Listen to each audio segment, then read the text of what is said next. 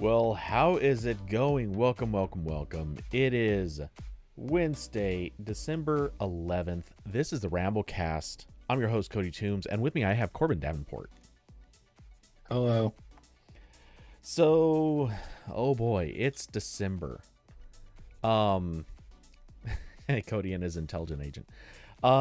Yeah, it's December, and you know what? I have a hunch that I know why OpenAI decided to wait until December to do its 12 days of AI or whatever it's called. Um, Honestly, I think they decided to do it because, wow, this month has nothing going on. It's so boring. But hey, you know, uh, it happens. Um, that doesn't mean it hasn't been a busy month. I say that as the Pixel 9 that I had sitting here. Wait, I checked that view, but okay. The Pixel 9 I had sitting here last week that I had just received still has not come out of the box. So, yeah, I need to get that set up. Mostly because I really want to get the trade-in sent out and all that good stuff. I want to get my trade-in credit. Austin said Corbin's background looks like he just hired a bodyguard when he walks down the street. I tried to find a festive background, and they're all like rooms in $1.2 million houses. So, I'm going to imagine what I can't have, and that is a large house. As I attempt to buy a house, fingers crossed. We'll see. Yes. The joys of house hunting. I've been there. It sucks. It's the worst. So Yeah. So well, speaking of the worst cloud service is still kind of alive, sort of, in its hardware. yes. So people said it couldn't be done. Sort of like people said Corbin can't buy a house. People did not think Google could possibly keep a single server alive for longer, but they've done it. They have in fact done it. Well, actually, I guess they haven't done it yet, but they will do it.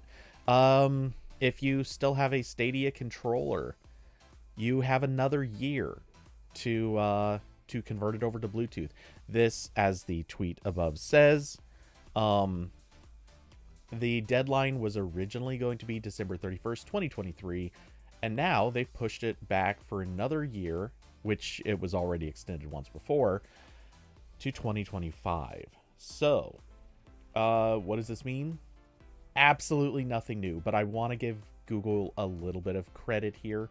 The thing literally everybody said, why can't you just keep that server running like a lot longer?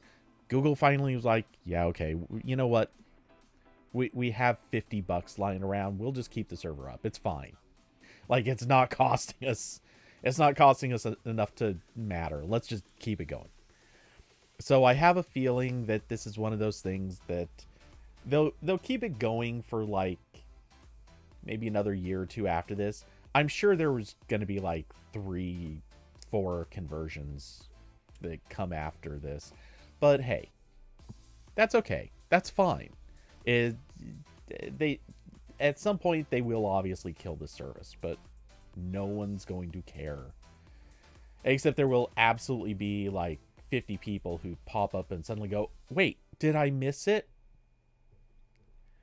Yeah, And I don't know. This is the dumbest thing because they could have built the controller with a switch somewhere in it to just switch to the Bluetooth mode. They could have. I don't like.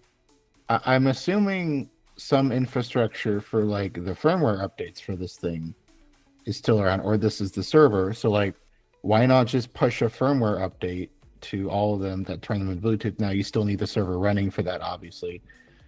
Um, or like I don't know. There's got to be some other solution here other than them keeping the lights on like a VPS somewhere for this purpose. Um, And like it is one of those things that like probably doesn't matter. Like I'd imagine most of the Stadia controllers are either just unopened or they're in the Bluetooth mode by now. I might get a Stadia controller off of eBay just for the heck of it and make it a Bluetooth controller. But then I don't think I can use it with like my Xbox or anything. So I don't know. But it's just kind of silly. Okay, so first off, correct, as at least as far as I understand, you cannot use it with an Xbox. It only works with PCs. Is there another green screen slip? It looks like it's in your, yeah, I see it in the corner on your feed. There. My green screen is perfect. Oh, but that creates one at the top. Yeah, it's David saying Corbin living like a healthcare CEO. You're the second person to say that. I just Googled, Christmas room backgrounds, and these were all the results. What do I need to do to not be assassinated? I mean, doing a podcast with me is probably not helping you out here. No, I'm gonna get. Google has wanted to take me out for years. It's the high ceilings. I can't. None of us can afford high ceilings. Yeah. Oh, I miss when I had high ceilings in my old place. Anyway, I also like that I did a Google search for Christmas room background, and definitely like 80% of this is AI. Probably more actually now that I'm looking. Is it really? A lot of it is. When I search Christmas room background on Google Images, the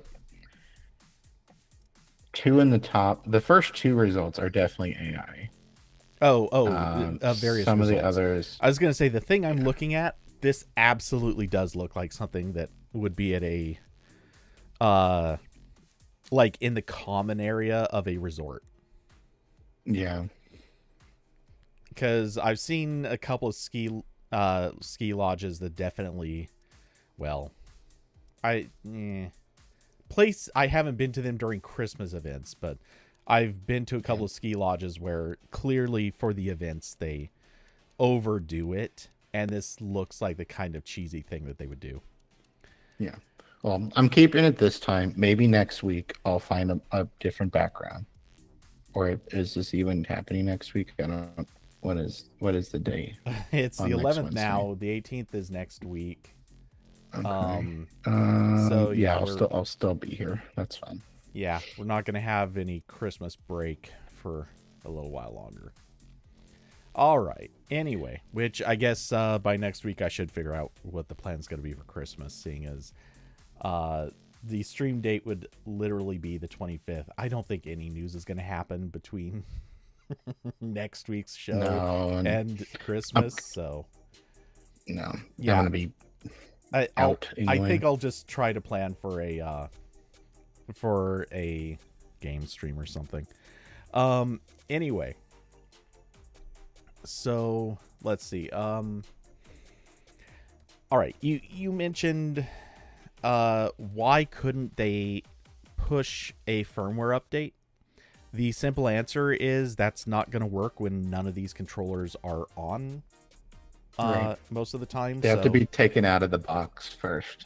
Taken out of the box, charged up, powered, connected to something resembling internet or whatever. Yeah, I think there's a lot of steps where most of these, like you can't just push a firmware update now. And one of the things I was considering is, what about releasing like just a manually installable firmware, something that you could connect the controller to a PC by USB and just run an installer. Make that available. People will share it around. It'll live forever, presumably. And what occurred to me is, I bet they have a signing certificate server that probably generates a custom signature per controller. Um, Yeah, they definitely have some security thing that probably seemed like an okay idea 4 years ago, exactly. and is now incredibly inconvenient. Yeah, someone's Which looking at it again, and that's going, "Oops." that's how a lot of Internet of things seem to go. Um,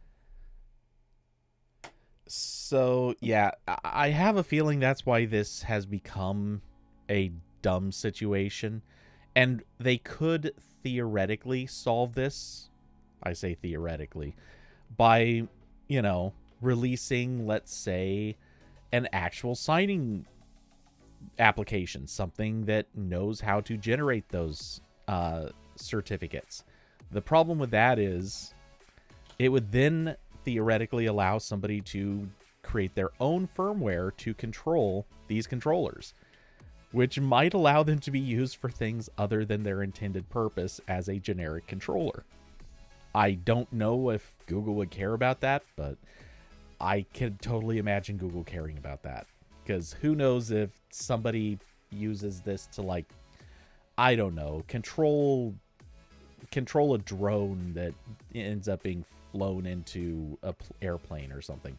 At which point, all of a sudden, it's bad reputation time, and yeah, I don't know. I can't think of a good reason for them to protect this, unless maybe those signing certificates would also be usable on like Chromecasts or something else that Google still cares about.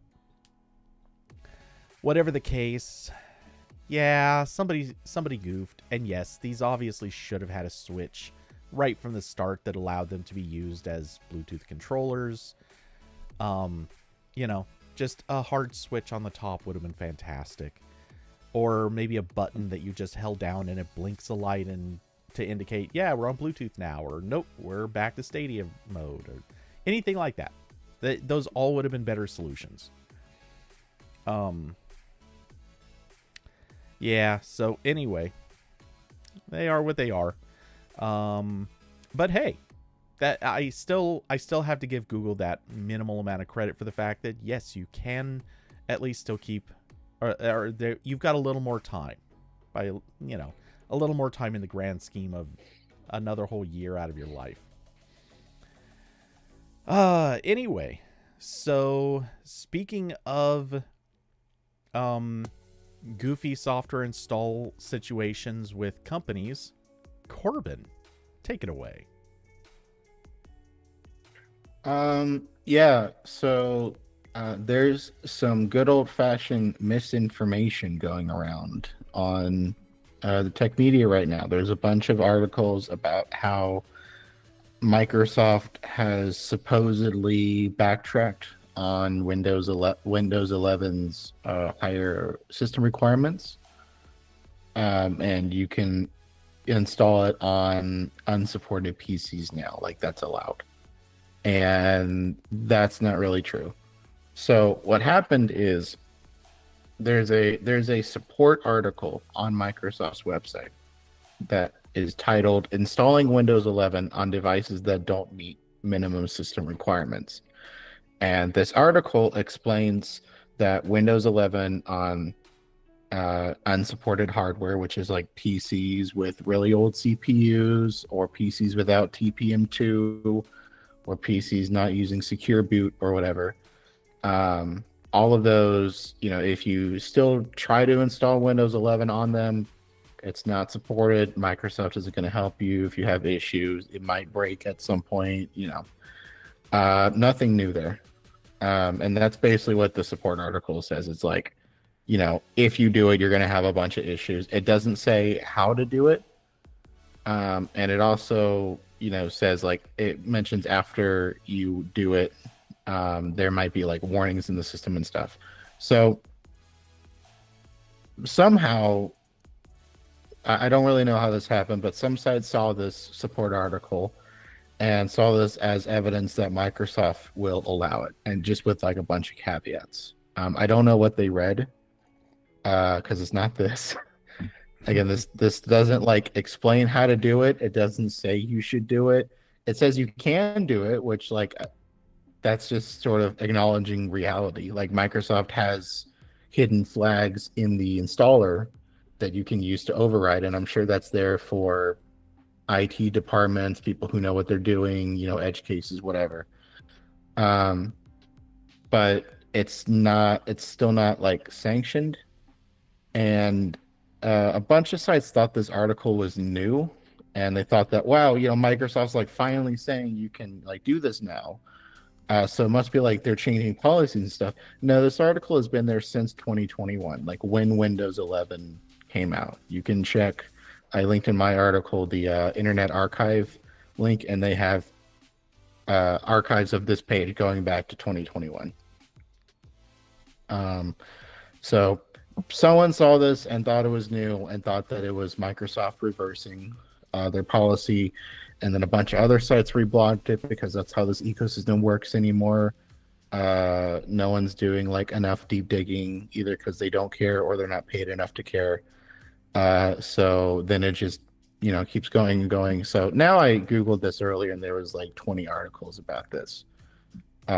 So sorry, it's not true. And I don't expect everyone to be like as terminally online and aware of this stuff as I am, but this news cycle is happening like a week after Microsoft published a blog post that was actually like doubling down on this. They published a blog post that was like, here's why we require TPM, like all the things it does.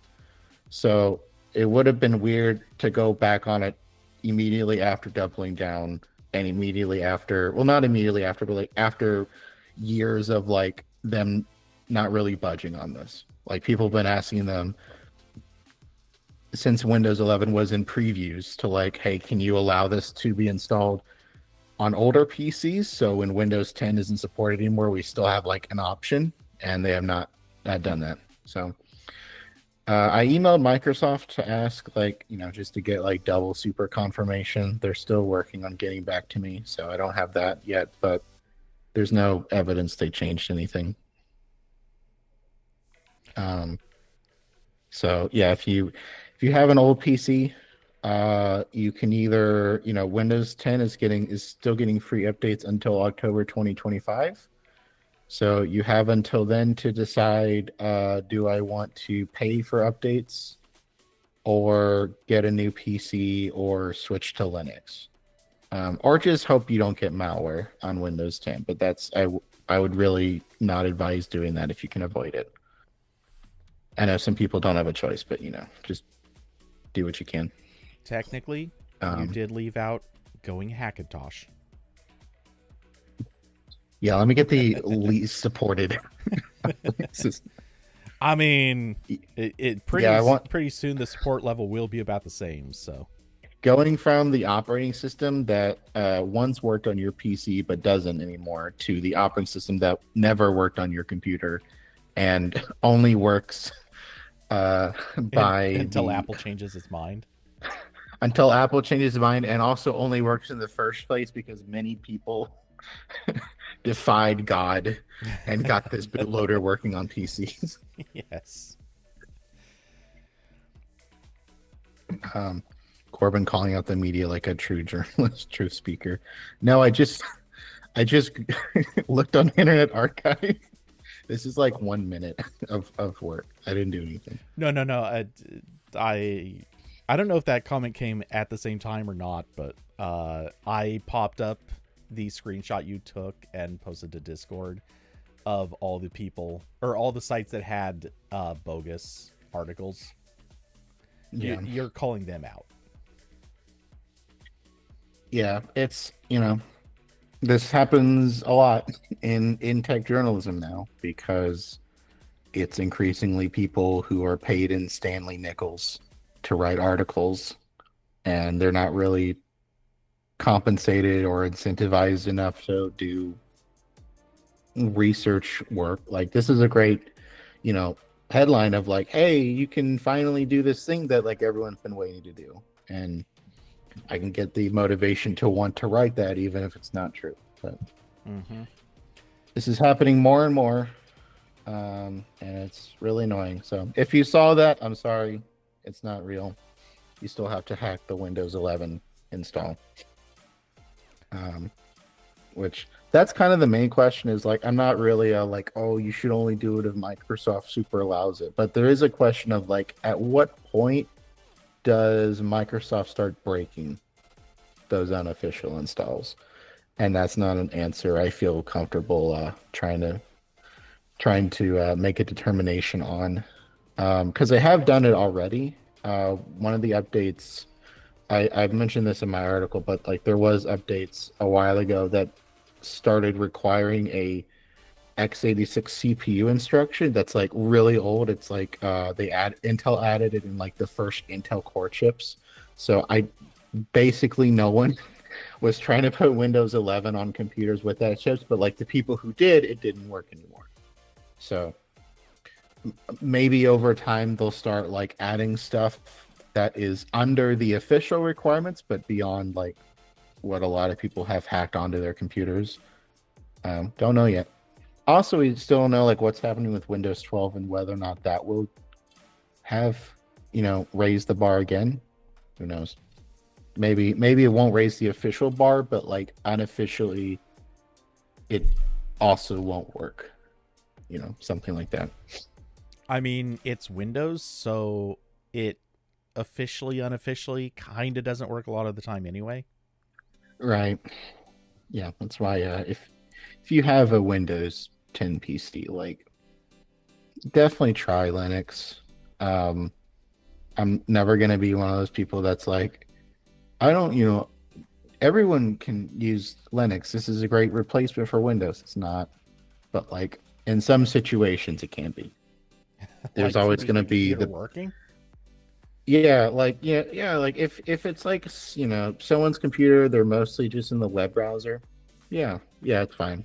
It's fine. They need a web browser, put LibreOffice on there when they need a Word app. It's fine. Everything else is web apps. Yeah, that's pretty much Um, true. if you want to play games, you're no, maybe if like everything you want is in Steam, maybe for some stuff. Yeah. Better than gaming on Mac, almost certainly, but that's not a high bar. Carson said Chrome OS. No, no. Don't put Chrome OS Flex on a PC. That's sad. So, yeah. Anyway, um, yeah. I don't know. I don't have I don't have any good prediction on what Microsoft is going to be doing in the future on this, but just I just I never saw the reason for having a hard limit on uh, on on keeping computers from Windows 11 before. Um, Obviously allowing some amount of uh, workaround or hack, I don't think is the right solution. I think they should have just had an outright like, hey, this generation, we're gonna disable a bunch of features. There's stuff you won't be able to do because you don't have the hardware. And just a warning, don't buy computers that don't have this hardware between now and the next Windows version. Like the smart play, I think, is they should have just come right out and said, look, we'll keep old hardware supported for now, but you're gonna have, let's say, 3 or 4 years, and then we're coming out with a new version of Windows, and yeah, that one's not gonna go to everything. Sorry, tough luck. Buy newer hardware between now and then. That's a long enough gap that everyone could have heard it and said, oh, gotcha, understood. We will all start focusing on upgrading to newer hardware. And Microsoft already works with a lot of PC vendors. By the time that they did that, all of them probably would have already gotten the message and started shipping only compatible hardware. That would be the right way to do this. They screwed up. Yeah, like the only justification I really understand for this is the desire to sell new PCs, right? Because it's like, Mm-hmm. Which they're doing because when, anyway. It's because not like that right, it 'cause- wasn't happening. yeah, yeah, because like Windows is weird because originally Microsoft was only really monetizing it through license sales. Like you buy a new computer with Windows on it. Microsoft got a cut of that. Obviously throughout that entire time they had like additional like vertical integration stuff. Like, oh, you get Internet Explorer, and then Microsoft gets 90% browser market share, or like this is how they sell Office. It's bundled, whatever. But like that's generally like the main monetization for Windows itself.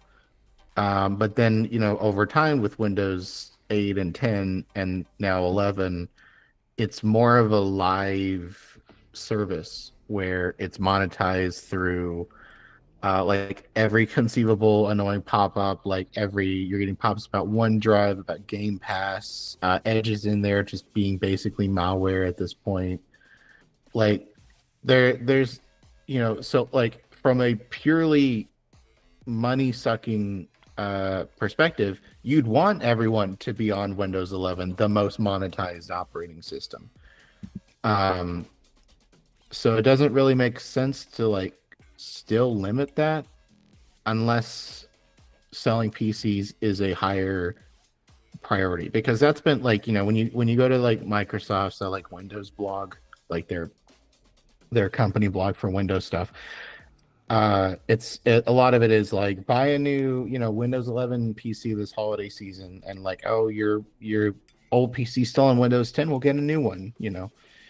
And I don't I do think that's the buying new PCs is definitely part of the equation, because the PC industry like had an incredible 2020, and then they just bombed the following years because everyone bought a laptop during that year, so no one needed a new laptop for a while. But we're getting to that point now where like even like the people who bought computers then are starting to need upgrades. So I don't know if does Microsoft really need to help them out like this? Because like I besides that, like, yeah, I don't know why it can't just work like you said, where Windows 11 is available. Maybe you can't run some features, which is already true. Like if you don't have a PC with all the like NPU stuff, you can't use the AI features.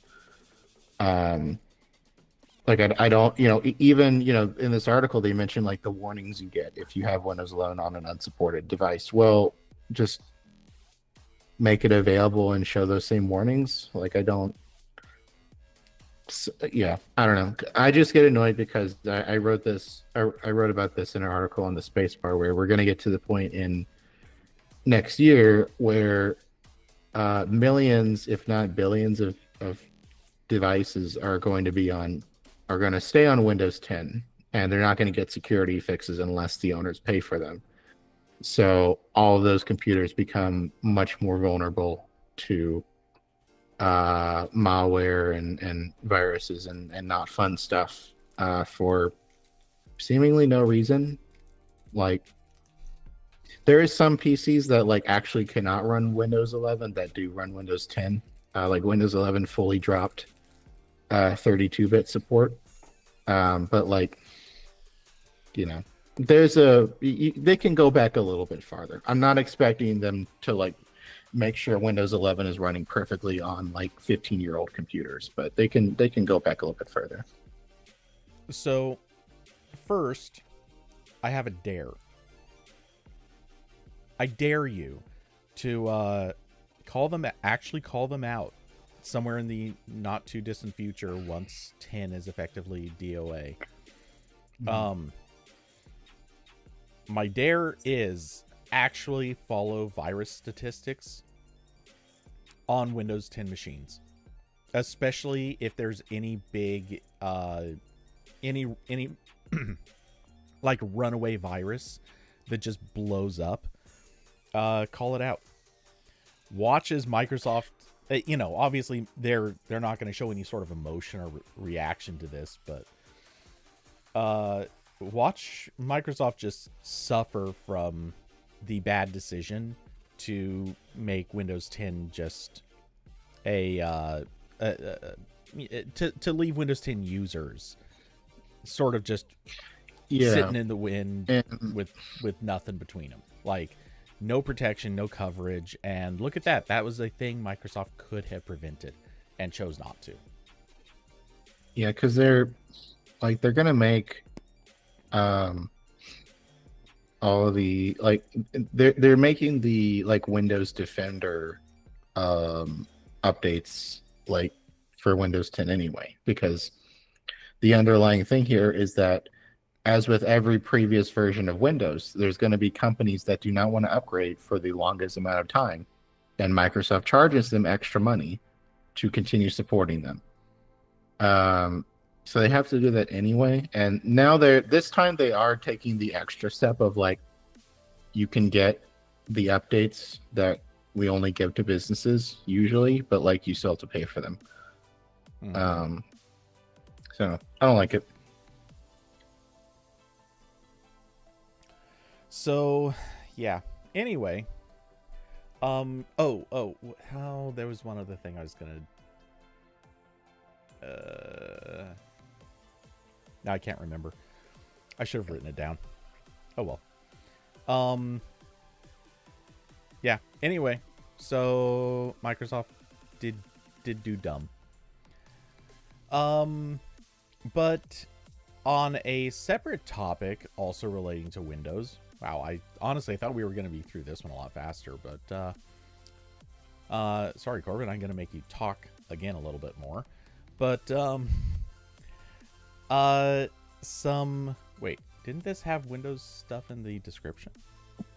Yeah. It's Oh, basically yeah, just okay. yeah, so Microsoft and Meta announced that the Quest 3 is getting like a desktop link thing. So if you have a Windows 11 PC and a Quest 3 and 3S headset, if you have those two things, um, you can now have like big floating virtual desktops in your Quest interface. So how this is supposed to work once everything's rolled out is you have a Quest headset and you just kind of look at a PC and it'll show like pairing thing, and if you accept it, you'll be able to uh, basically just like have larger monitors for the Windows PC in the virtual interface. So they showed off like three big screens, like multi monitors. This is very similar to what Apple did with the Vision Pro, where if you have a nearby Mac, you can make it show a really big monitor for the Mac through the Vision Pro. I'm sure that's what inspired them to do this. There is a couple catches. Like it does seem, I was reading the description. I haven't tried this, but it seems like they are using like a direct Wi-Fi connection, so it should be low latency. I don't know if you can really play games through this or anything, but seems like it'd be okay for productivity stuff. Um, and the so yeah, just official thing in Windows that is kind of neat. It is limited to Windows 11 and it is limited to the Quest 3. I know for Mac and older Windows versions and also other headsets, you can use an app called, I think it's just called Virtual Desktop. Let me see if I can had it in my yeah, okay, so I'll put this in the YouTube chat if anyone cares. I have bought this app. It is pretty cool. It lets you use it works with a lot of standalone VR headsets, and it lets you do a remote desktop to a PC on the same network, and it does actually work with games to the point where you can play VR games on the computer streamed to the headset with like the controllers passing through, which is kind of cool. So basically, in that mode, it's functioning like Steam Link. But yeah, this is a cool app. I've used it a couple times, but I haven't really like taken my Quest. I'm not really on board with the like doing productivity stuff in VR. Like it's okay, but At least with like the Quest 3, the resolution is still not like as good as I would like for kind of, reading text and using apps in a desktop type um size. I'm sure it's a lot better on the Vision Pro because the resolution is much higher. But Hmm. I know some people will swear by doing like productivity work in VR because you get like, huge virtual monitors, but um, I've not had that experience. I like the same Dell ultra-wide monitor I've had since like 2017. It's still fine, still good. Although I I'm one of can't take that those. with me, obviously, but I, you know. I'm very much one of those people who has said it before. I'll say it again. I want that virtual monitor to be an option. I personally love the idea of being able to sit on a plane with like just let's say a small MacBook Air or something, the smallest size laptop you can have. Just that way you've got a keyboard and trackpad. And I just want to be able to throw on a headset and have the equivalence of one of those crazy movie setups where you've got like 12 monitors all all in positions around you so that you can just, look at one thing, type, move the mouse, do whatever with it, and have another thing over here that's doing its different thing and another thing up here. And I want that. I want to be able to do that. And it's something that, as far as I can tell from resolution, not the Quest 3 is really not there. Even the Quest Pro really was not there. But Vision Pro does seem like it's close enough. Apple just hasn't made that happen yet. Plus, I don't have the money to spend on that. Of course, so not enough room in economy to rotate your head. Yeah, um, probably still not like the airplane setup. Also, because all these standalone VR headsets, they actually have a lot of issues in moving vehicles. Yeah. Um, Meta has like made some like extra modes to like try to compensate for it. And what's funny is that like very early standalone VR, like Google Cardboard, like Daydream stuff, like that was fine in planes and everything else. But once they started getting more advanced and added like additional degrees of like physical space awareness, they just get thrown off. Like it's really funny. I remember someone posted a clip to the Quest Reddit, and they were like, "Guys, help! I can't use my Quest on a plane." And it's like them like putting on their headset, like a screen recording, and like the window they're using just flies off like as they're in the plane. So, yeah, I know they've added like a plane and a train mode to like I guess switch off the extra motion detection, but um yeah, it's still kind of difficult to work on. So Well, there's also a very easy hack, like an incredibly obvious hack. As long as you can put any sort of anchor points on the seat in front of you, or even just use the laptop that I just right. described, as long as you have anything that the cameras in front can pick up on as an anchor, and just say, yeah, I'm not going to move. This is my seat. This is the thing you should look for. Just assume that the two or three anchor points I've given you are, that's all your spatial awareness. You don't need any more than this at that point.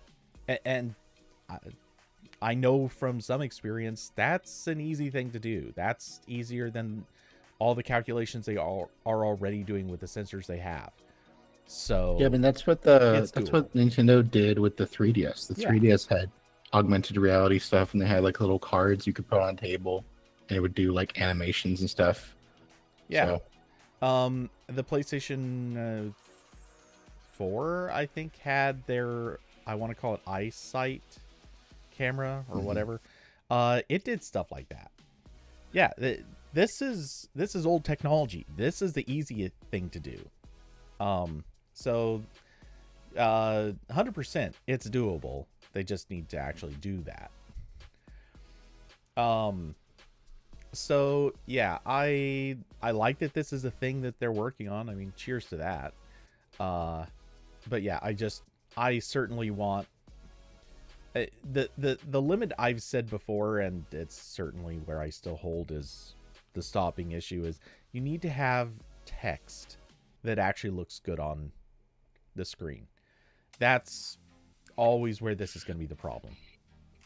Yeah, and like VR games, they will always have giant text to compensate for this. But Mm-hmm. the DPI scaling on displays is different, so Yeah. that's harder to get usable. Um. So yeah, I do want this though. Um. So oh man, this is so bad, but I actually remembered earlier what it was that you had said about Windows 11, and then I've kind of forgotten what I was going to say about it. But I remember what I wanted to comment on was the bit you said about how monetized the OS is. Um, and what kind of struck me, or what I kind of started thinking a lot about, is they uh I I I remember at various points in history being a person saying, the smartest thing Microsoft could do is make Windows free.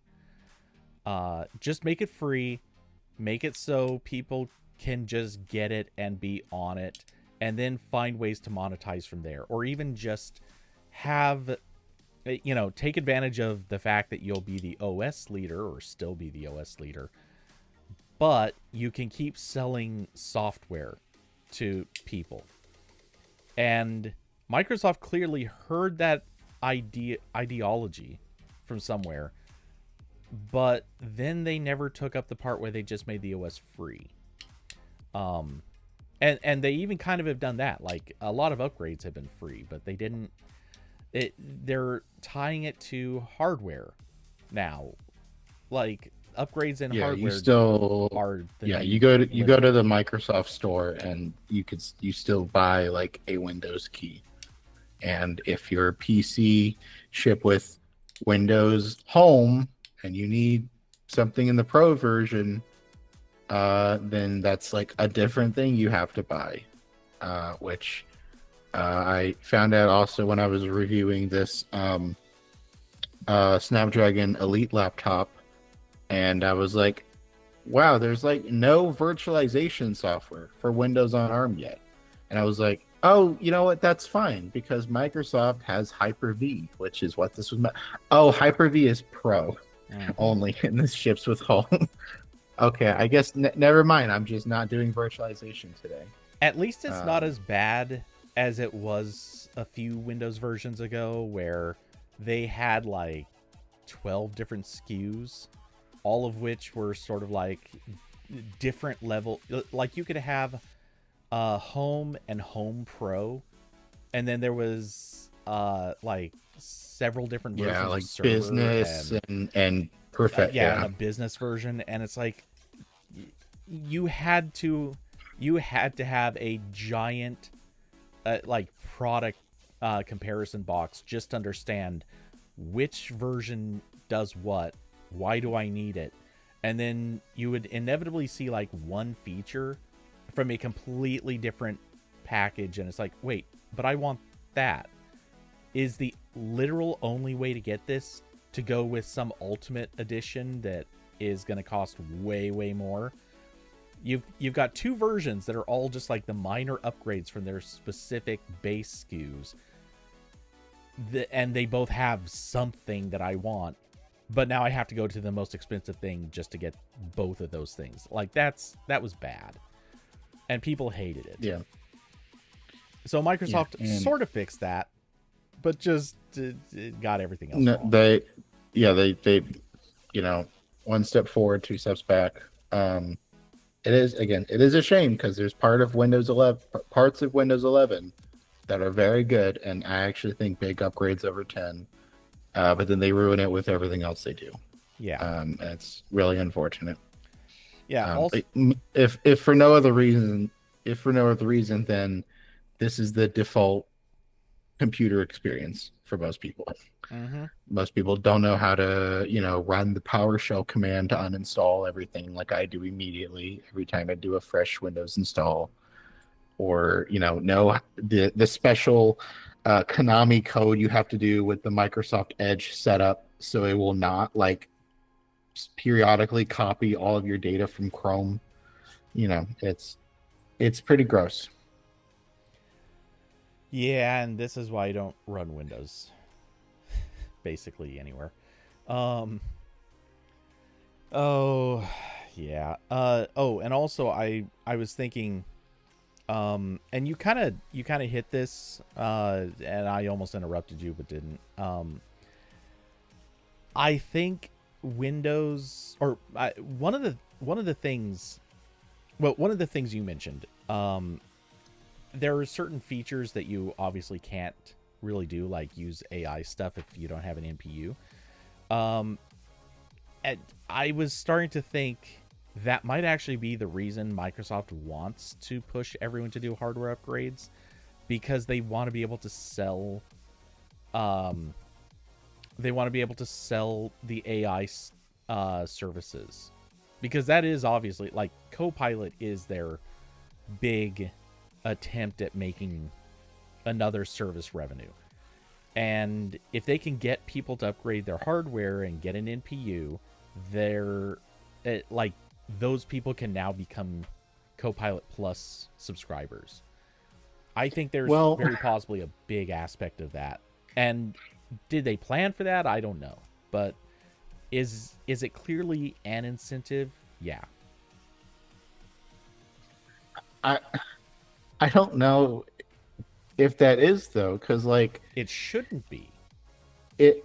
Well, no, like the okay, so the pro AI stuff that they sell, like the Copilot stuff, it's like you get access to the better AI models. It's like, faster because you're skipping the whatever queue exists on the server.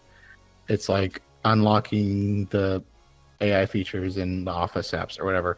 And at least right now, all of that runs on the cloud. Right. So like there's not maybe in the future, like some of that can run locally. I can see that. They're like trying to make that happen, but I don't see that happening anytime soon, just because there's not really a coherent plan that I've seen.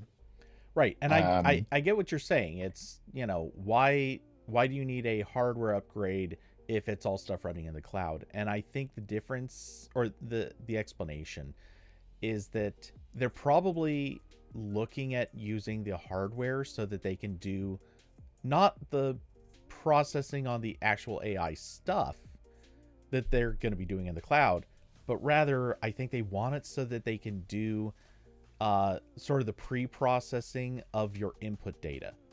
So they want it so it can do language, like dissecting the language, some sort of language comprehension. They want it there so that they can do like examination of your browsing activity, screen reading.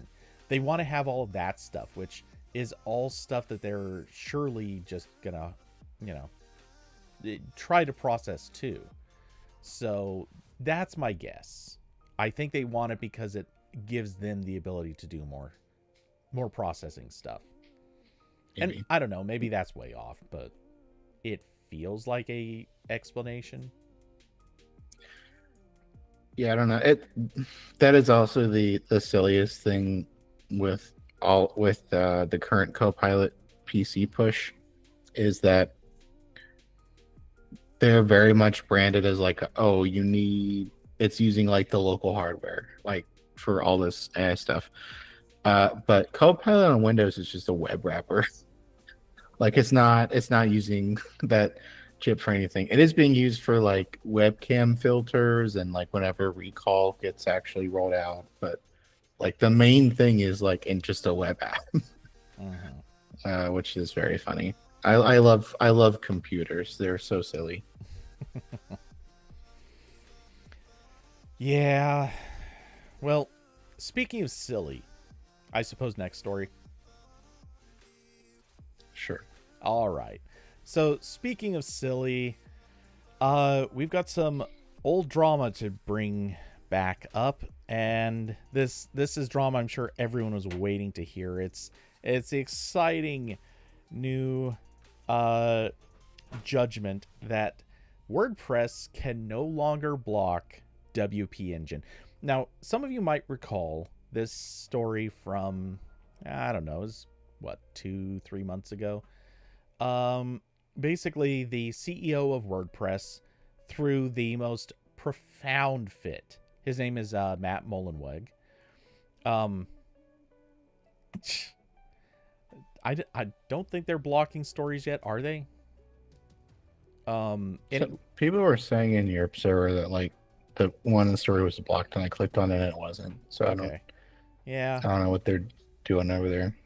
Yeah, I actually just didn't click on that story at the time, so I don't know. That's probably why I didn't see it. But anyway, um, we'll see how this goes. I very much will be moving away from using The Verge for links if that becomes common.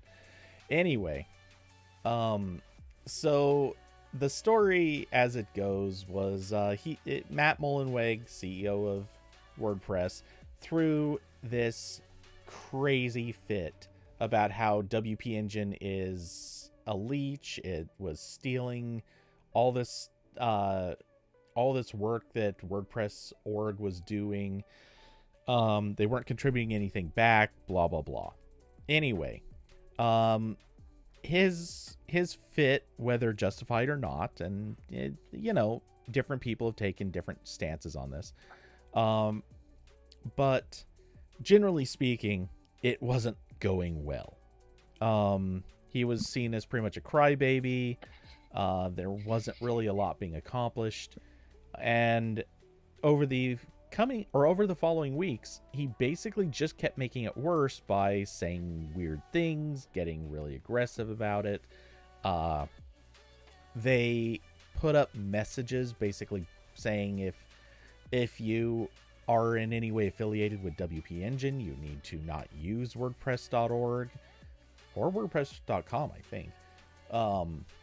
They basically, they kicked some of the WP Engine stuff out of their store, and in some cases took it over, which feels like that might not be okay. They've done quite a bit.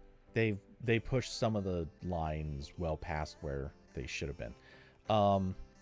The CEO also basically told employees of the company, hey, if you don't like this, I will give you, I think he was giving them 6 months of pay as severance. If they wanted to, they could just walk away and say nothing more. Turns out a lot of the company really liked that idea, so they took the offer.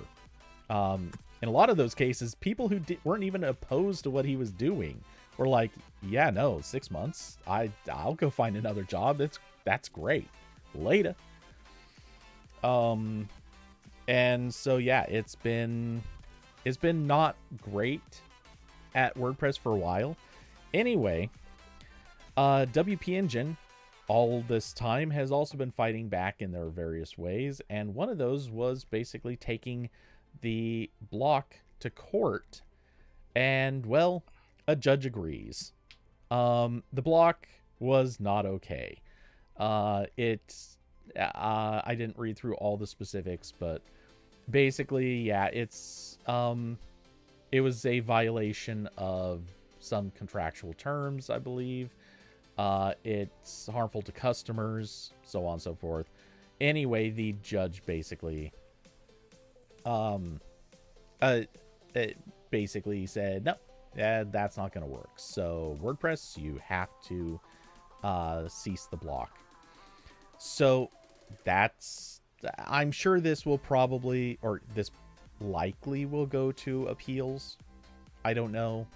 I wouldn't be surprised if the WordPress CEO decides this isn't going to going to suit his idea for how things should go, but whatever. Anyway, the bonus to this is 404 Media also apparently caught wind.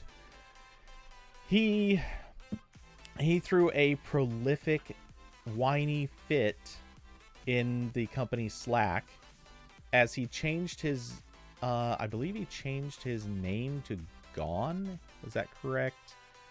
Gone with a skull Yeah. emoji. I'll go away. Pop up. Wow. I wrote a lot of article for this. But yeah, he changed his name to Gone with the Skull and apparently just stopped reacting or responding on Slack. He did have a few other things to say, including the phrase, "I'm sick and disgusted to be legally compelled to provide free labor to an organization as parasitic and exploitive as WP Engine. I hope you all get what you and WP Engine wanted." Yeah, and his username was changed to Gone with the Skull. So yeah, I'm not gonna lie, I loved seeing this. I thought he was a D-bag before.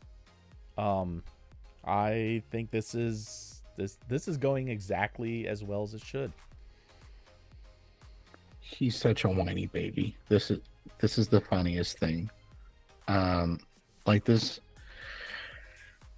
like he was already doing this in a lot of the action with WP Engine, basically like getting very specific about supposedly like doing work that benefits other people, but like you don't get directly paid for.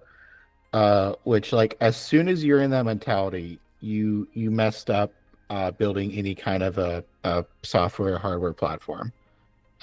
It also goes for a lot of other things, but I know the most about this, so I'll just comment about this. Well, I will quickly say, Apple, you're not excluded from this conversation. Yeah, like because again, like just like pulling the free labor phrase out, I would hazard a guess if I went to the WordPress software repository right now, I could find a lot of people writing code that are not Automatic employees. Mm-hmm. So Automatic has benefited from a lot of free labor, and it has also benefited from because it goes around, right? Like all these people are working on WordPress, presumably because they're using it. Maybe there's some business because a lot of like open source work, especially on Linux, comes from paid software engineers from companies using it because they want to continue using it, but like it needs some extra things that they want. So that work goes in WordPress, and then everyone who uses WordPress benefits. And then as WordPress gets better, you have more plugin developers making plugins for it because the market's growing for that, and it snowballs. So like as soon as you lock down and you're like, everyone who uses anything we make needs to pay for it, you broke that. Like it's you've stopped the snowball that was rolling down the hill. That's just not what you do in this situation. So right now, like WordPress, I'm sure is still doing like okay, just by virtue of like it's really far now, and companies aren't gonna like drop it for no reason. I'm still guessing at some point, unless Matt takes his crybaby attitude and leaves, that there will probably be a WordPress fork at some point that almost everyone switches to. In the same way that happened with like OpenOffice. OpenOffice, I forgot exactly what happened, but it was like Oracle doing something weird with it. So it got forked, and like basically everyone who was working on OpenOffice started working on LibreOffice, and then like everyone who was using it eventually migrated over, and now OpenOffice is like basically abandonware. Yeah. So that's what will happen to WordPress eventually if something doesn't change here. That's happened to a bunch of other open source projects as well, and even like software that isn't really open source. It just takes longer. So yeah, it's very silly. This guy's a crybaby. Um, and this whole thing is very dumb. And again, obviously, like WP Engine may be overstepped in a couple spots, Oh but yeah. Matt is a very obvious crybaby here, and he has the same attitude we've been increasingly seeing from other big tech CEOs, where they feel like nothing can go wrong for them, so they're going to be a whiny piss baby as much as they can. We've seen this from Elon Musk. We've seen it from Zuck. Um, so it's very dumb, and this is not how you act when you have like one of the biggest it's like a biggest software platforms on the internet, and you want to keep that going. Hmm. Um, but it is the result of a company who also has not really like had any other successes, and I'm sure buying Tumblr and Pocket Cast and all the other things they bought to try to make money from that didn't work is starting to have an effect on Matt, and maybe that's why he's getting, in a crybaby attitude. But don't do this; it's dumb. It makes you look stupid. Yeah. So if anyone is looking for the ultimate trollish way to I just be a troll, uh find find the address for Automatic and send them some diapers. You won't get to see the reaction on Matt's face, but I think we'll all know he'll get them. Somebody in the office will see those. You probably wouldn't even have to direct them anywhere. Someone in the office will just see them and go, "Yeah, we get it. We know." And those diapers will one day just appear on his desk. He'll see them, and the epic freak out will come. Oh, I before this show, me and Corbin were briefly discussing it, and I have a feeling he won't be CEO for much longer. Either he'll get kicked out, um, or he'll burn out. One or the other. Um, I think ultimately the best thing for the company is that he just not be there. I don't exactly care how it happens, but yeah, I think if they're smart, somebody should be ousting him fairly quickly. Yeah, I mean, hopefully that happens. The other way this could go is like, I forget what his name is, but right now Automatic is kind of following the same path as I forget what the company's name, but it's the Basecamp and Hey Email company. I don't think Yep. they're called Basecamp, No, no, but it's they're whatever they are, doesn't matter. But like those guys, that CEO did the same thing where he started being a whiny baby on the internet, and he did the thing to his employees where he's like, everyone who thinks I'm a whiny baby can quit right now, and we'll pay you a bunch of money to leave. And then like most of the people left. So that's the path he's currently going down. The only difference is that WordPress is far more critical infrastructure to a lot of companies than a to-do manager app. So, yeah. Okay, so the company you're thinking of is 37 Signals, right. and um, I would I would argue 37 Signals was a little unique in the sense that the the founders of the company were not just they didn't just make Basecamp and Hey, they were also writing a bunch of books about how to manage a company and make it super successful and all these other things. Right. And in particular, part of their part of what they were writing about was how to work with employees and how to manage them and how to communicate with them. And then yeah, they utterly failed in very public fashion and in a very big way. Now, granted, I think their failure was also not nearly as bad as this. The internet made a lot of it, and I think mostly because of those management books. Not to say that they were doing the right thing. They weren't, but I think theirs was more of a misstep and a kind of a obvious fumble, whereas Matt Mullenweg, this is a dude going unhinged. He's losing it. So yeah, I think in the case of 37 Signals, like those people could come back from their mistakes. I don't think there's any coming back from Matt. Well, they didn't though. Like the same CEO is still at 37 Signals, and he's still unhinged online.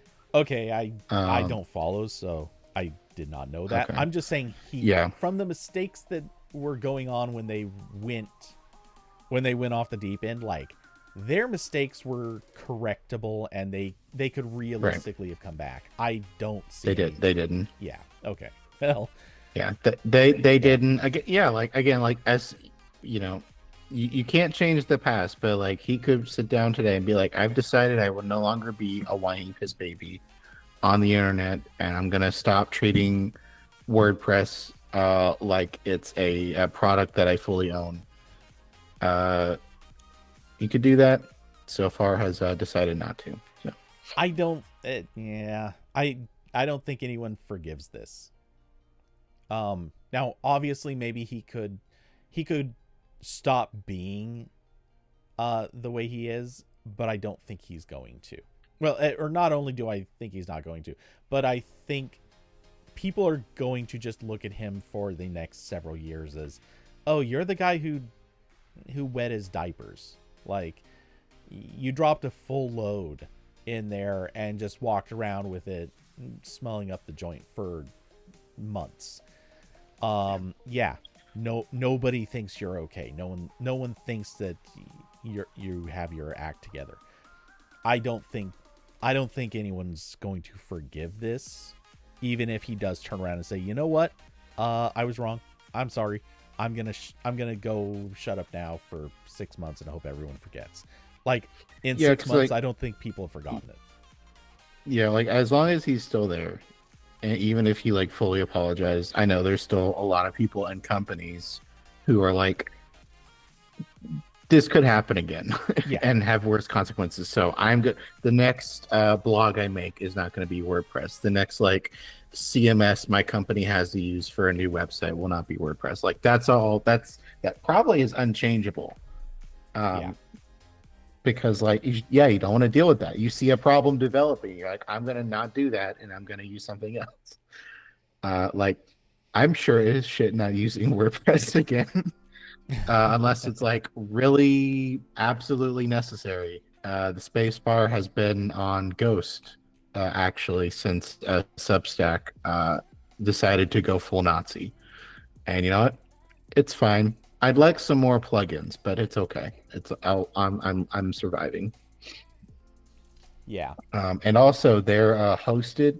Like I've obviously used like independently hosted WordPress at a couple jobs, and I briefly had my personal website as a WordPress hosted site, like WordPress.com, and I did not like it. It was pretty expensive, and I didn't like any of their themes all that much. Like they're very like very like heavy and not optimized all that well. So I went back to my personal site being a statically generated website, and my blog is just a Tumblr blog, which is still owned by Automatic, but it's free. So maybe one day I'll have to move that, but right now it's fine. Yeah, I'm one of these days I need to actually get a site set up for myself again, but it will You definitely can, I already dislike WordPress. I mean, yeah. don't get me wrong, That's the editor was fine, but there's a lot about WordPress I was always very unhappy with. yeah. I switched I switched my website back to a static site like long before this, just because it was expensive, and the experience for the WordPress.com hosted websites was not good. Like Right. there was a lot of the backend UI in the settings panel and stuff. There was like the stuff built into WordPress, and then there was like the WordPress.com specific stuff like kind of hacked on, and it was kind of confusing to use and not that good. So and like even basic stuff I need a plugin for. Like I remember the theme I chose didn't support like social media cards with links because it was a really old theme because I didn't like any of the new themes because they were all like really bloated and slow and big downloads. So I needed to download a plugin like just for the social cards and that kind of stuff. So I didn't like it.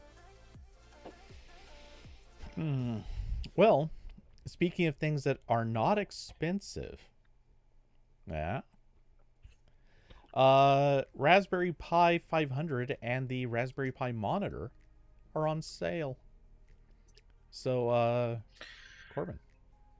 Uh, yeah. So this is Raspberry Pi 500 is a sequel to the Raspberry Pi 400. Um, it is basically a souped up Raspberry Pi in a keyboard shaped computer.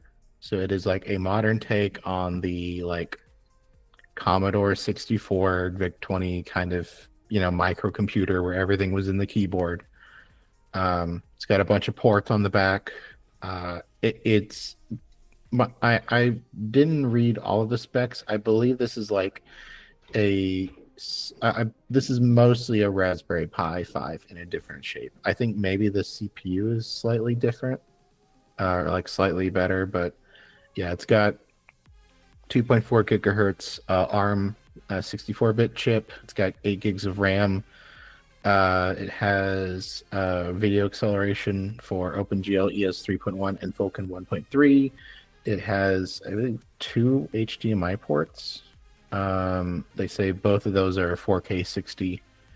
It's got dual band Wi-Fi. It's got Bluetooth 5. It's got some USB ports, Ethernet. And it also has that 40-pin connector that's on all the other Pi boards, so you can add, expansion stuff, daughter boards, that kind of stuff. And they also, sell a Raspberry Pi branded mouse and power supply. They also revealed a monitor to go with it. So if you don't have a monitor already and you kind of want like a small portable thing, there you go. They sell that too. But yeah, just a cool little, little ARM Linux PC in a keyboard form factor. So probably not the Raspberry Pi you'd get if you're setting up like a NAS or a low power server or something. But for fun Linux projects, like maybe you want to get your kid like a computer where if they break it, it doesn't really matter.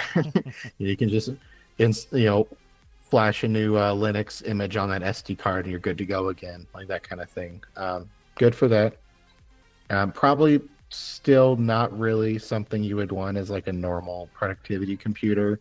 The Raspberry Pis are just a little bit too underpowered for that still. So you're saying I can't play Overwatch on it? No. it can like kind of do like web browsing. It's mostly fine at that now. It can kind of do web browsing. Yeah. You can have a few tabs. But yeah, so cool little keyboard thing. Again, holiday gift for someone who wants to mess around with Linux but maybe not break their main computer, or they don't, or get this for the child that only has an iPad as their computer because that's not a real computer. They can learn programming on this and lots of other fun things, or just do what I did with my Raspberry Pi when I had the first one when I was like 13, 14, and mostly use it to run old games and Plex, or not Plex. It was XBMC. Actually, strictly speaking, you could run a decent Plex server on this. Like all the code, but no, like yeah, all the Pi boards are fine for like Plex servers where you're not doing any encoding, or file servers, or torrent boxes, anything that like you don't need. You need a minimum amount of GPU power, if anything. Um, this is fine, especially because these are so low powered. Um, although the value there is difficult, I would say, because a lot of those like Intel N100 or N1000 mini PCs are very cheap and they are much more powerful than a Pi. So depending on what you're doing, one of those might be a good option. And with those, you get full Windows or full Linux. There's still, some stuff you can't do on ARM Linux, but it's a cool little thing. I'd like to point out, I feel actually compelled to point out, you suggested somebody could get this for the person who has an iPad. I think it needs to be acknowledged that if you have an iPad, and you already have the iPad, if you want a keyboard for it, if you're gonna get one of those Magic keyboards for, let's say, the 11-inch M2 iPad Air, that's $300, as opposed to, for this Raspberry Pi, the Raspberry 500 you can get for $90, and you can get the monitor for another $100. You can get the entire setup for about 2/3 the price of just the iPad keyboard. Yeah, and this is a full computer. Well, obviously there's some software you can't run on ARM Linux, and like you're not going to be running games or modern games, but you got a web browser, you got a bunch of programming stuff, you can mess around with Linux utilities all you want. Again, my Pi usage when I was younger was old games. I played Quake 3 a lot on my Pi because it had a pretty good Linux port, or Linux engine port. It wasn't the original game, and a lot of emulators. So like this would be pretty cool. Like you get one of these, you load one of those I forget what it's called, but there's like a really popular emulator front end. Like you get that on there, and you can play games and like do DOSBox with the keyboard and stuff. You got a cool little retro game setup right there. Yeah, cool little thing. I don't need one, so I'm not going to get one, but it's cool. Yeah, I don't know what you would ever do with this. That's the catch. There's a whole lot that you just can't do, which is unfortunate, but it's possibly cool that it's there. And what I would personally like to see done with something like this is like kind of that you don't need a lot of power for it, but a home server kind of a thing. Just something that can run I don't know, like smart devices, and obviously a NAS is viable. There are a few other things that you could do that just sort of the small, low power computer that to me seems appealing. The only problem is if you have anything else that can do that, just use that instead. So, I don't have a good transition to this, but let's talk about Pixel. So, Google has done, yet again, the unthinkable, the unheard of, the unbelieved by millions. They've extended support for the Pixel 6, the 7, and the Fold. They're giving 2 extra years of OS updates. And now that I've successfully read the title of this Verge article, is there more to say? You know what? I actually don't know that there is. But these originally came in 5 years. That was the promise. Since then, Google extended their standard promise of support with it was with the 8. They pushed it to 7 years, and now they're retroactively extending the 6 7 and Fold to get 7 years of support. Wait, did the Fold get 7? I know it's getting 2 extra years, but was it getting 5 years to begin with? I have no clue. I know there's I don't see it mentioned here, but there is nevertheless, it's the still good. yeah. Well, I'm going to use my incredible journalist skills of opening Internet Archive again to determine the answer to this question. So I have the support article where they say the support timeline for phones. So if I go to this and click it on like November, see what we get.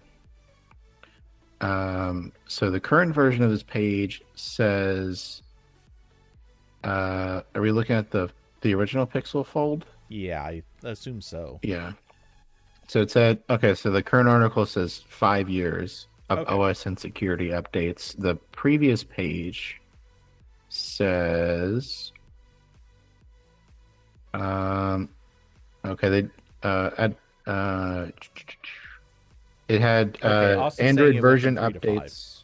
Yeah, this says Android updates from June until June 2026, and then security updates until June 2028. Okay. So I don't know when the Pixel Fold came out. That was like 22, I think. I think so. That 23. sounds right. 23. So it was, yeah. Austin's right. It's 3 years of OS updates to 5. Okay. So, yeah, pretty good. Hard to, complain about longer support. Again, it's never like as good as I would like it, but better. Right. If I was one of those people who paid the $2,000 for the Pixel Fold, like, yeah, I sure hope my phone isn't a brick within a matter of years. The screen will die long before the Right. the software support ends. So Yeah. And overall, look, we all said back when the Pixel 6 came out, basically, now that Google is the, ostensibly the maker of the chip, should they not be able to dictate when the support cycle ends? And at the time, the Pixel 5 and earlier were all 5 years support, so everyone was kind of getting mad about it. And this isn't an I told you moment or anything, but I do remember saying, we gotta wait a little bit before judging them on this. Maybe today they're making promises of 5 years. Give it a couple years. Maybe it'll even be at the last minute. This might be like a call from the governor with a stay of execution. Like, they might just say, you know what, we thought about it. Nah, they get more time, and that's what's happening. So, and it's fortunately happening a bit earlier than the last second stay of execution could have. But yeah, this is good. This is what everyone wanted to see with Google having its own chip. And obviously it's still mostly made by Samsung, but still, like, this is the thing that we were hoping to see. And it's to some extent what Google quasi promised. They didn't really promise it explicitly, but it was always kind of in their speaking that they'd have more control. Yeah, and to Google's credit, every software support timeline they've ever said for like Nexus and Pixel phones was true. They never they're like, psych, 6 months before the timeline was like, just kidding, we're not going to do this anymore. So they have stuck to it. Several times they've gone over it. Like, some phones get a couple more months, or like there'll be some like really bad vulnerability in Android, and they'll backport that to like maybe the phone they dropped 6 months ago. I think that happened once or twice. Yeah. And notably, as much as good as Apple has historically been with updates, they don't do promises like this. it's always just like, well, they've updated the iPhones for at least as many years for a while now, so they'll probably keep doing it. But Google is Google, and I think Samsung still does this. They're the ones going like, yeah, this is the date. We're telling you this now. This is when it'll happen. Maybe it'll get extended, but we promise at least this much. Yeah, Samsung was the first to be really, really on the level with its commitments. So, obviously this now brings Google fully, well, I mean, they already were fully in line with Samsung, but now they're, I guess you could almost say, more in line with Samsung, because now they've devices that came out while Samsung was offering 7 years, and Google was not yet officially saying that they were going to be 7 years. Those devices are now getting the same 7 years that Samsung devices did. I think that was the same timeline when Samsung pushed to 7 years. So that's excellent. People will care about this. Certainly, there will absolutely be people who, at the very tail end of the Pixel 6 and 7 lifespan, they will still have Pixel 6 and 7 phones, much as I do right here. And they will be at least somewhat happy to say, you know what, 7 years later, I don't care about this phone anymore, so I'm going to go get it replaced. But I'm happy I got OS updates all the way to this time. So yay, that's great. I don't like putting any sort of a date on when something is allowed to be abandoned, but I feel like 7 years on smartphones, that's solid. I actually feel okay with the idea that something is held to 7 years. Granted, after that point, I still think any hardware should have some, if it doesn't already have the option to unlock the bootloader and replace it with software, which these do, so that's, I think, a non-issue. Yeah, I was about to say, like, Google is, again, pretty good here, where, like, you can unlock it and put, lineage or whatever exists by then on these, and, like, yeah, you're gonna lose Google Pay or whatever, but it's, still good, still better than Apple. Still better than Google with Chromebooks. Yes. Chromebooks, you can't do this. Pretty much every Samsung phone, at least in the US, you cannot unlock the bootloader. And I think most other countries. So, it's about as good as it gets. Yeah. And look, I'm not gonna take this same position with all devices. I think 7 years is a reasonable time for smartphones. Actually, a bit, maybe even arguably a bit more than reasonable. Computers, I think support for computers needs to go longer, because computers do get replaced less frequently, and generally there's less of an argument for why they should be abandoned at any shorter time.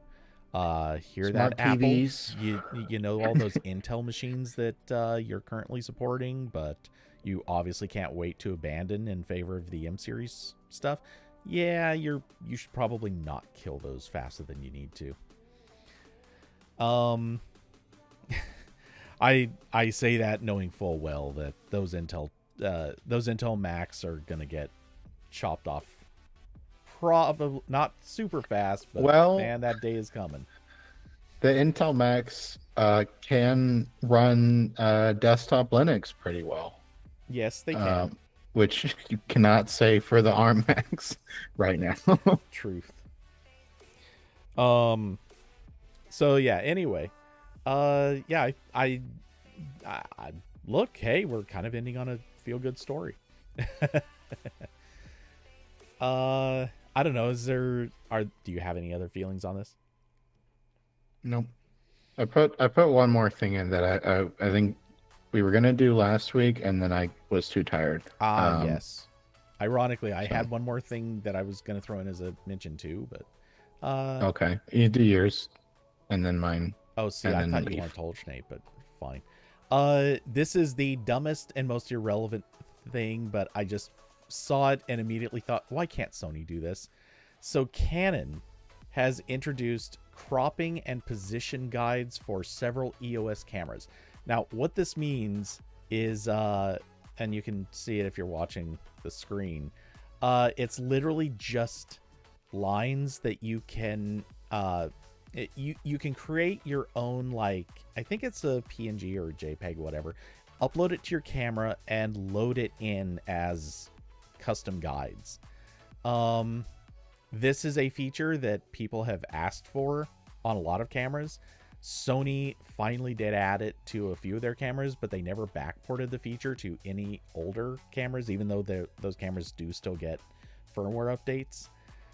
This is something everyone gets mad at Sony for, rightfully so. It's something everyone has generally gotten mad at Canon for, because they don't do this very often. But they did it here. And I'm mad because I literally want that exact feature. I've been dying for that feature. I want it on my camera, which is definitely no longer getting any notable updates. So I know I won't get it. But Sony, please, this is one place where I want you to be better. School photographers are cheering like crazy. I mean, that certainly is what this picture brings to mind, yes. But yeah, just these frame guides are a really useful tool depending on what you're doing.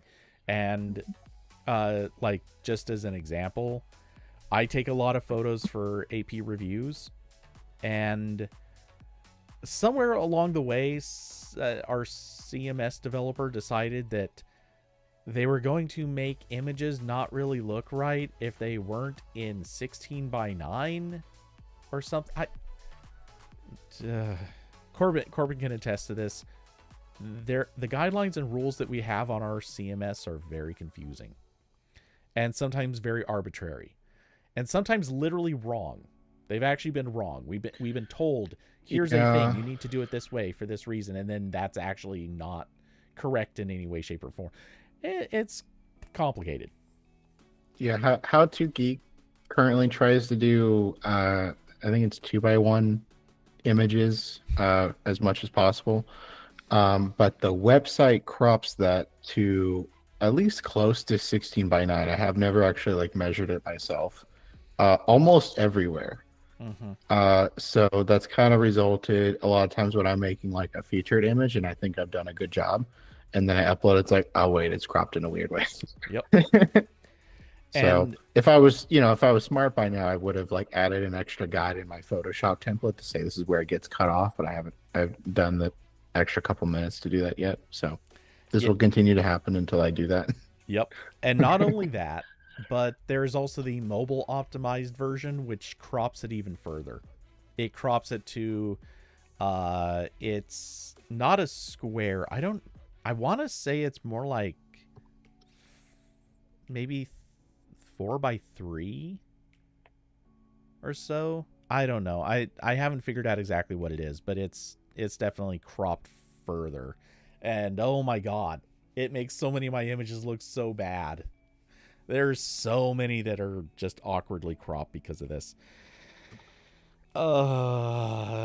This site. Anyway, yeah, I would love it if I had some guides on my camera that I could just look at and say, okay, the best, like, if I just crop down to 16:9, what's it going to look like? And if I have to crop to 4:3, where's it gonna go? What is the loosest crop I can go with and still make it work? Because man, if you take a picture of something that's just tall enough that it kind of goes a little outside of what you can get a 16:9 crop out of, yeah, that photo's just junked. I can't use it. So anyway, Sony, you heard my request. I'm not going to physically draw little lines on top of my camera display, so do it. Okay, now Corbin, go ahead. Image share 3.0. Yeah, so a couple years ago in 2020, I made a web app called Image Share, And at the time, it was just a thing to upload pictures from a Nintendo 3DS, and you uploaded it, and put it on Imgur, and it gave you a QR code to scan. Imager. And I'm going to say Imgur. Um, and I kept adding stuff and made it work on other devices. But it was perpetually one of those things where like I kept meaning to do something with it, and then something broke, and then I had to spend a lot of time fixing the broken part, and I never actually like wanted to do the things I kind of wanted to do. And it started breaking again a couple months ago, so I was like, all right, I need to actually like fully redo this. I'm really tired of this randomly breaking at weird times. It broke when Imgur started blocking the API requests because I was using the anonymous upload like without authenticated accounts, and I guess you're not supposed to do that in at the frequency I was using it at. And then it was using HTTPS for a while, but then the security certificates on the 3DS expired, so that didn't work anymore. So I had to move it to my own VPS that didn't enforce HTTPS. And then after that, I did like a lot of work to move it to Docker so that when that broke, I could replicate it immediately instead of like forgetting how I did my config. And then the API I've been using since Imgur broke, and then also the API I was using was a Google API that was deprecated, and that broke. I had to replace that. So a lot of things that needed fixing. So I finally was like, all right, that's it. I already have to redo some of this because it's breaking again. I'm just going to redo all of it. So that's what I did. So the new image share is a web app. You can upload any photo or video. I'm not checking the formats anymore. Don't care. You could probably do some really. You could upload like something weird to the server, and it'd probably accept it. But you upload it through the very basic web form, and it will give you a QR code. It will host the media on the server for a couple minutes. Right now, I think it's like 2 minutes. I might bump that up to like 5 or something. But it's just enough time for you to scan the QR code or type in the little link it generates into another device, and it downloads. So you're doing a transfer by uploading it to the server and then downloading it on something else. And yeah, this is so that's the basic functionality. And then because it was still, originally made for the 3DS, it's what I've been testing it on the most. Like here's my 3DS. It has some additional features for that. So when you upload a game image from a 3DS, it will actually detect the game and then put the title for that in the image metadata and like the description field. And that's really cool because that's what a lot of photo apps can use for organization and searching. So the end result of this, and I have a screenshot of it like halfway through the blog post, is I can copy a couple Animal Crossing screenshots from my 3DS to my phone, and then in my iPhone's Photos app, I can just search Animal Crossing and they come up. Not because it's doing like any kind of like AI detection on the phone. It's just the name in the file. So that's cool because there's like a lot of stuff that can use this. Like it even shows up when I'm doing like a Spotlight search on my Mac. The Spotlight indexes this. It shows up. I uploaded an image to Flickr and it filled it out with the title. And that was, I already had like kind of a basic version of that back when it worked with Imgur, where it would like set the title of the post to the game title, but I don't have the integration anymore. So now it just puts in the file. And I even tried like uploading it to it. Yeah. So that's pretty cool. I updated the someone actually contributed some code to improve the game title detection. So that's really cool. It works with basically everything now. And also for the first time, it now does that on the Wii U. So on the Wii U, the built-in web browser, when you upload screenshots of the games you're playing, it also does the title detection, and we'll put that in the file. And it's actually really cool in the Wii U because Nintendo added the ability to, like, when you're playing a game and you open the web browser and like the overlay thing, you can pick the screen as like the image to upload. So you can take a screenshot whenever you want and send it through that. The 3DS doesn't work like that, which is a bummer, but pretty cool in the Wii U. And I had to enlist a friend to help me test that who has Wii U because I don't have one. And that's using, again, another like community created a database of Wii U games to match. And eventually I'll write a separate blog post about like the game title stuff because it's kind of interesting. I haven't really seen it documented anywhere. So that's something fun for me to do later. But besides the Austin said, what AI are you using to identify the image? Yeah. David said, are you training AI with my screenshots? No. I'm not looking at the files that are getting uploaded. I could. I'm not because I don't care. And that's why there's a limit on the server to delete files after 2 minutes, because if someone uploads something they shouldn't, it doesn't stay on my server for long enough to matter. So that's how I take care of that problem. And besides the game console stuff, this does work on like every web browser, and I'm not kidding. It works on every modern web browser. It works on a bunch of mobile browsers. I was trying it on my oh wait, not that phone. I'm trying to grab the right. Yeah, I was testing it on my Nokia brick phone here that's running KaiOS. Works on here. I was testing it on a bunch of old Mac browsers. Testing it on like old Safari and Windows Phone. My Windows Phone, I think, is over there. And it works and looks pretty good in all of them. I've seen it working well as far back as like Netscape 4, basically. So like really any browser from like the late 90s onward this works with. You obviously can't use HTTPS. But other than that, it's fine. And that was annoying to get working at times because old web browsers do very silly things.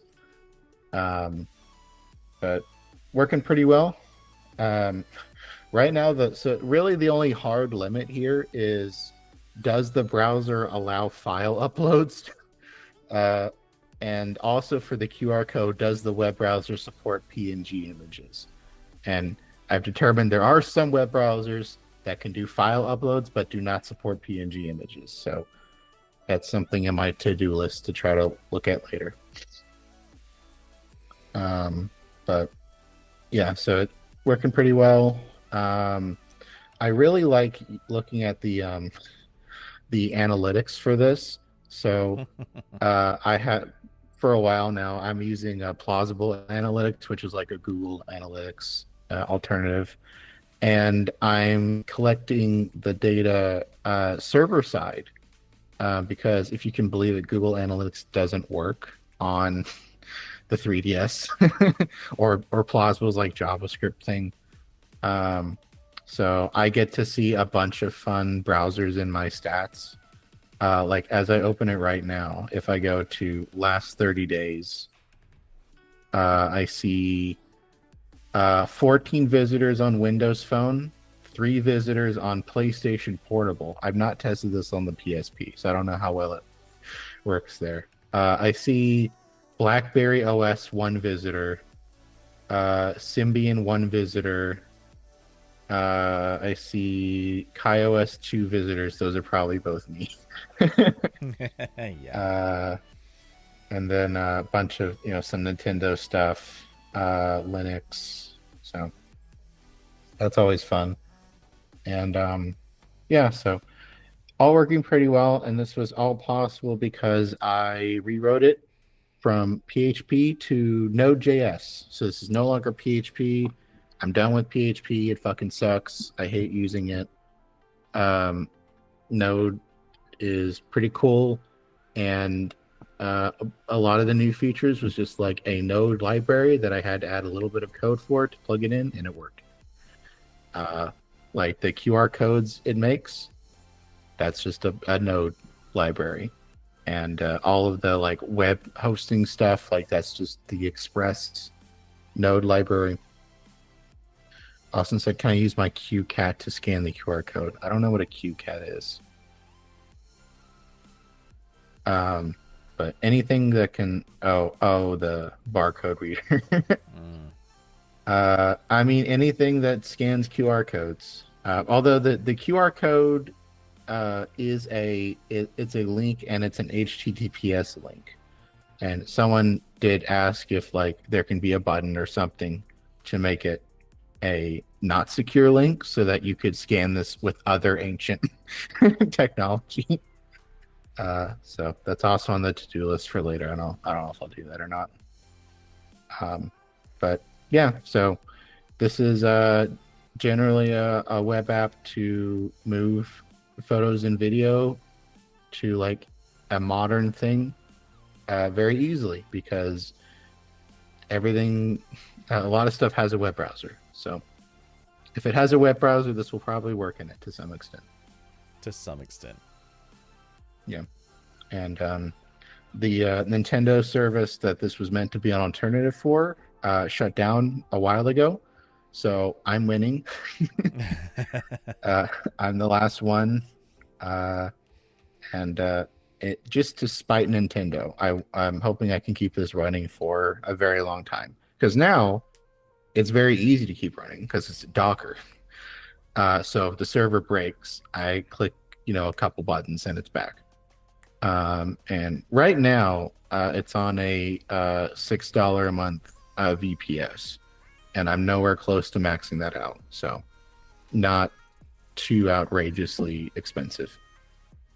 Right. And plus, I don't remember, this version you made at least partially self-hostable, right? Like you could basically set it up on a computer on your own network.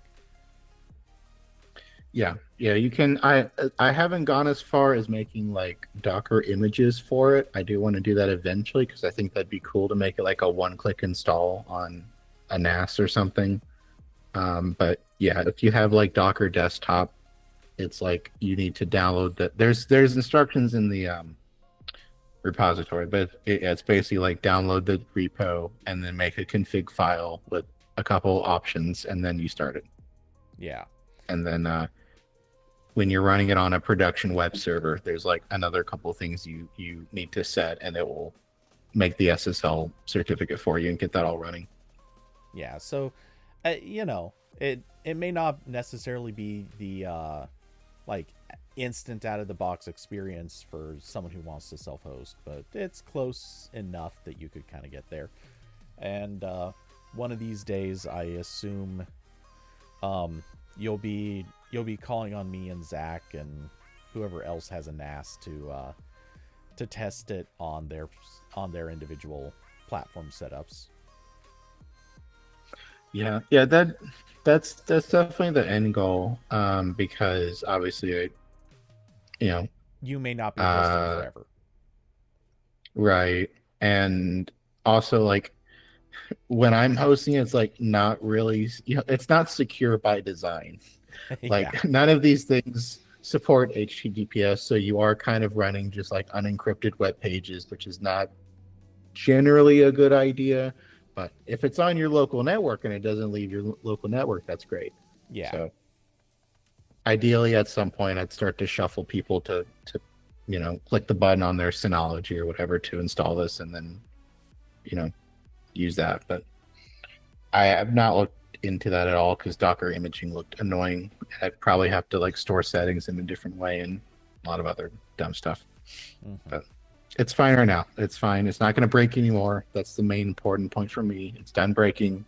There are no more external service dependencies in this. There is no longer an API that can go down somewhere that will break this, which is great because that's what it's been doing like once a year for the past 3 years at least. So, and then I get like a GitHub notification out of nowhere. It's like, hey, this doesn't work anymore. I'm like, shit. Now to go figure out why. Yeah. Again. It's like, oh man, and the worst part is that it always involved looking at the PHP code, and that was really the worst part. It's like, shit, I don't want to look at this. It's really bad. Yeah, PHP is look, I actually like things about PHP a little, but very little. Overall, I think it's a bad platform. Yeah, I think if I like actually like try it more and like set up the dependencies properly and all that stuff, like I'd probably be okay, but I don't like it. And Node is actually working better. And ultimately, I'm the only one working on this. So I need to like working on it or I'm not going to do it anymore. Mm-hmm. And it's my project. I'm going to do what I want. And again, like there was all the like Node libraries that made all this very easy. There's really the only thing in this that is not using a like actual like Node code is when it writes the game title of the game back to the image file. In that I'm using a command line tool called exif tool, and it's just running that command. That's the only thing it's doing that's not in Node. Everything else is like my code or a library or something. That makes sense. So, yeah, and this was my first big project with Node, so now I get to put that on my my Corbin certificate of knowledge. Yes, I know how to write JavaScript in a very slightly different way. I'm the best programmer. Yeah. It's entirely my list of like GitHub thing. It's like, oh, it's JavaScript, Dart, which is like slightly different JavaScript, Node, which is JavaScript plus. Yeah. Never need to learn anything else. I'm doing great. That is the skill tree. Oh, okay. Well, unless you've got anything else, I think that's a wrap. No, I'll put this blog post in the oh wait, actually I'll put this link instead. So I'm gonna pull it up. Here's the GitHub project, and if you scroll down, that has like the instructions for trying to use it. So if you ever have an old thing, you can run it on there and play with it, or a new thing. Again, this works great on new browsers too. I've been testing it on my iPhone. Hooray! The beauty of the web. I suppose as a final quick mention, and I forgot to mention this earlier. I'm not sure I remember seeing this until actually after we started. Whatever, it doesn't matter. But this channel has officially reached 5,000 hours of watch time in, I believe this is just in the last year. So woohoo! Nice. I haven't looked at my Tech Tales YouTube stats in a while. What's that timeline? Let me see if I can beat you. In the last does this say for sure this is in the last year?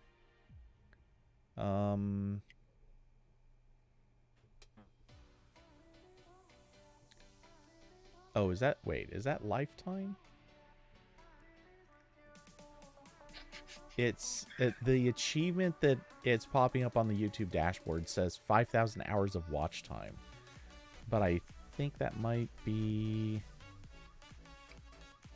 Okay, in the last 365 days... Oh, okay. Okay, it's not in the last year, you fibbers. Okay, in the last 365 days, it is 1,450.5 hours. So, I'm going to round up and say 1,500 hours. That's still pretty good. I'm not complaining about that. Yeah, my hell. TechTail stats is in the past 365 days, I'm at 524 watch hours. which is a 45% drop from the previous 365 days. I think that's partially because I had an episode like near the end of last year that went like kind of viral on the algorithm. And then obviously I've only made like 5 episodes this year. Uh, so there's just less content. And then in lifetime, I'm at 1,800 hours or 832. And once again, the video at the top of both of those is the literal second episode of Tech Tales about Intel Itanium that had like the worst microphone quality of any episode because I didn't know what I was doing yet. And people in the comments are like, "You should, work on your microphone quality." I'm like, "I did. That's gone now." Listen to a newer one. Why are two of the streams under the videos tab instead of the live tab? Okay, so both of those streams, I needed to make some sort of, I forget what it was, but there was like, I think there was like disconnection problems or something. Anyway, I went into them and used the old editing tool to basically just cut out a big chunk of dead air or whatever it was. The problem is the old editing tool forced you to re-upload the video. That's not what happened. It wasn't re-uploaded at all. The video just processed and then like re-uploads itself in that form. And they're like, I guess, updated or fixed editing tool. I don't know. Actually, I guess I haven't tested removing chunks from the middle lately, but the current one, as far as I can tell, you can just clip at least the front and end of the video, and I think you can clip from the middle, and it just still treats it as live. So yeah, that's just something YouTube does weird, or did weird, and I think it's fixed now, but I don't know. Anyway, yeah, they just sit there. I would like to fix that just so there was uniformity, but I never will. There's not really a good way to fix it, so I won't. Yeah, so that's the reason for that. Cody had to blur out his speedometer. That is actually the real reason. Yeah. You can't tell because we're using background replacement, but both of us are driving at 90 miles per hour right now. Bro, I'm not driving at 90 miles per hour. I've adjusted between 80 and 100. Right. Sometimes you got to slow down for the corners or traffic, and sometimes you have to speed up for school children. It's the obligation. Yeah. And Carson saying could just delete them. Yes, but to be fair, I could just delete like most of the history, and it really would not have a big impact. Yeah. Or just unlist them. Especially like the game. Well, it's actually the RambleCast videos specifically. I was gonna say the game videos for the most part. Yeah, I could probably just wipe most of those out. I don't think anyone's going back and watching most of that stuff. But yeah, the RambleCasts, I don't know. I'm not sure if there's much value to keeping them around, but I have. Because there's definitely going to be one day where I get canceled because I said something on like one of those rambles like 3 years ago. Like really, if someone's willing to go through that entire video archive, I'm sure you could find so much stupid shit I've said. I don't think we have to look very far back, but okay. No, cause especially if I get on Automatic's bad side, they only have to go back one episode to find me calling Matt crying piss baby. To be fair, they only have to go back one episode, or even just look at a title to see me suggesting that you should send diapers to the company. Which, look, the only reason I'm actually not serious about that is because I feel like that's a waste of diapers. Other Yeah, than those are that, expensive. I absolutely would love to see that happen You in like a you can like on a epic level. right own Matt by buying diapers, but then donating them Hmm. to shelters. That's That a would be better pretty that's a baller. better Yep. use of that. Too bad you can't like get his face printed on the inside. Anyway. Um but oh geez. The thing is though, you say people would have to go pretty far back in the archives. Bear in mind, AI will presumably make that a non-issue. And also, That's true. if somebody just pulls the transcripts which are already there, and you can actually do by API, if someone just pulls the transcripts, they could make a pretty searchable log Hmm. of the conversations. Whether or not that Yeah, would this is the serve any real value, I don't know. impact of yeah, this is the real impact of generative AI is you can start automating cancellations. Yes. It's really going to boost the efficiency. It doesn't just have to be people on Reddit anymore. You can automate this. You're going to Yeah. put them out of their unpaid jobs.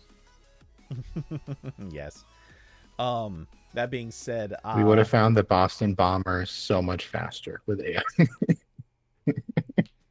yes. And we could have canceled him. Yeah. Let's see. That's like 4 times over the maximum speed of a Civic. Sir, I drive an Accord. Let's see. And it's funny because the game streams are the most popular streams. I mean, yeah, they are more popular when they're live. But yeah, that is also true. It's not actually always true though. Especially anytime I play Overwatch. I think it's because I go from Fall Guys to Overwatch, but yeah, when I switch to Overwatch, usually the view count or the live viewer count drops very significantly to usually just like 1 or 2, and it's, I think, people sitting idle. But hey, I get it. That said, I also don't know how much longer I can put up with Fall Guys, because man, that game is getting worse. No other words, just worse. All right. Anyway, so somehow when we were saying we think that's it, that was about half an hour ago. So in typical fashion, we've managed to drag out an extra half hour talking about random topics or unexpected, unplanned topics. So with that, I think it's time for us to go. Corbin has, I'm gonna say, already done his pitch, but is there anything else that you'd like to mention? Nope. All right. And as for me, I'm going to, of course, be gaming this weekend, 3 p.m. to who knows when Pacific time, Saturday and Sunday. And next week we'll be back with the RambleCast. Of course, after that, who knows what the schedule is going to be like as we get closer to Christmas and New Year's. Let's be honest, there will be no news unless it's some wacky stuff. So I don't know. Maybe I will try to come up with something else to post somewhere in the meantime. Some of that's going to be a little complicated given my review schedule I'm going to be working on, but yeah, we'll see how that goes too. But with that, I hope everyone has an excellent rest of the week. Oh, by the way, of course, if anyone would like to support the channel, there are links down below to Cash App, Streamlabs, and Patreon. Huge thanks to Carson, Austin, David Diablo, and Curvy Mermaid for being supporters of the channel. And yeah, that about covers it. So I hope you all have an awesome week, and we'll catch you in the next one. Good night, everybody. Bye.